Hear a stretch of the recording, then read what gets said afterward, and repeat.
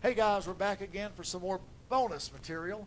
I told you Sunday, along with what I shared in that message, that I would have some extra points, some bonus material that I would be sharing via video.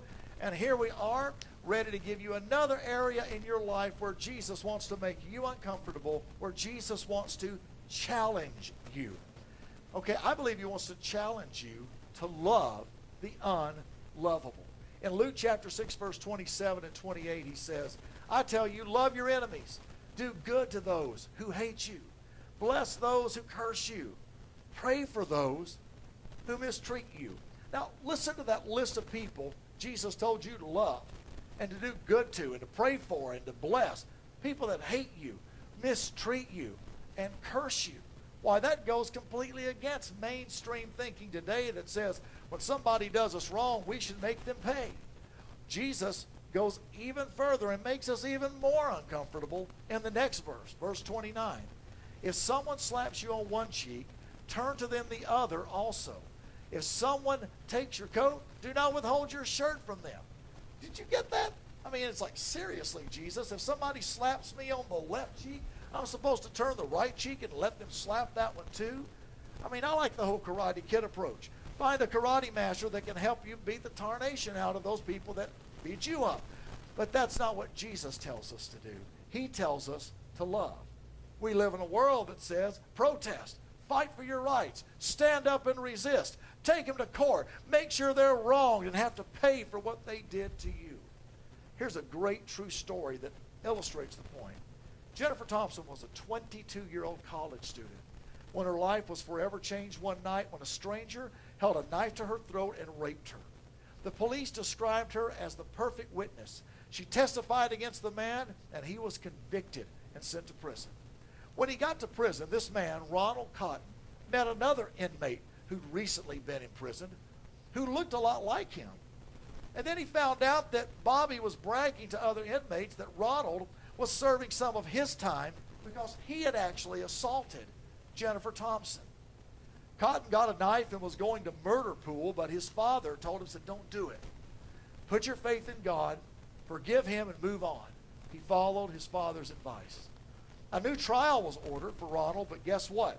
Once again, based on Jennifer's testimony, they put him back in jail. They convicted him again. After serving 11 years in prison, 11 years gone from his life, a DNA test proved that it was Bobby and not Ronald that had committed the rape. Jennifer Thompson was shocked. How could she have made such a terrible mistake?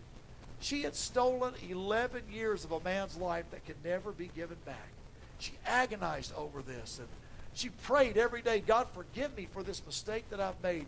But finally, she asked to meet. She asked to meet with Ronald. And sure enough, Ronald met her at his church. His pastor was there, her husband was there, and they sat and talked for 2 hours.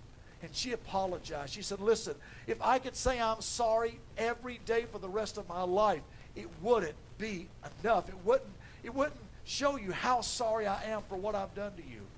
Well, after she talked to him, he said, you know what?